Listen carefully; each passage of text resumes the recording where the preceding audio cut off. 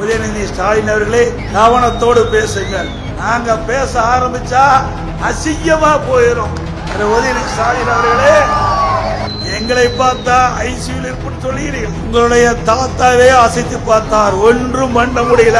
அதிமுக கருணாநிதி என்ற அடையாளத்தை வைத்து நீங்கள் சட்டமன்ற உறுப்பினராக இருக்கிறீர்கள். பிறகு உங்களுடைய அப்பா திரு ஸ்டாலின் முதலமைச்சர், அவருடைய அதிகாரத்தை வைத்து அமைச்சரானே. பிறகு துணை முதலமைச்சராகி உழைத்து வரவில்லை. தம்பி உதயநிதி ஸ்டாலின் அவர்களே, கொஞ்சம் திருப்பி இங்கே பாருங்கள்.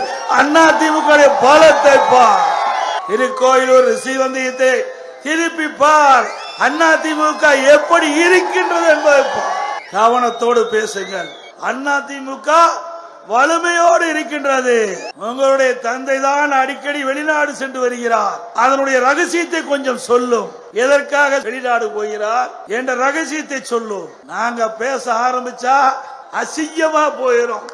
உதயநிதி ஸ்டாலின் அவர்களே, நான் கையை அற்புதமாக நீட்டுகிறேன். என் விரல் ஆடுகிறதா? சில பேருடைய விரல் ஆடுகிறது.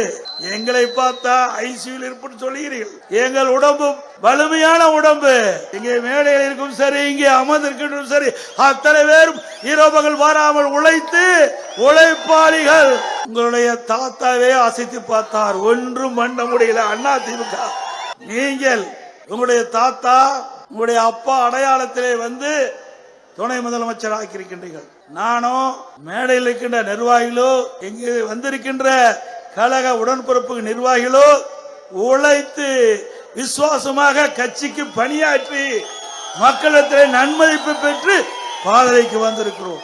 கருணாநிதி என்ற அடையாளத்தை வைத்து நீங்கள் சட்டமன்ற உறுப்பினராக இருக்கிறீர்கள். பிறகு உங்களுடைய அப்பா திரு ஸ்டாலின் முதலமைச்சர், அவருடைய அதிகாரத்தை வைத்து அமைச்சரானேன். பிறகு துணை முதலமைச்சராகிறேன். உழைத்து வரவில்லை. திரு உதயநிதி ஸ்டாலின் உழைத்தா பதவிக்கு வந்தார்.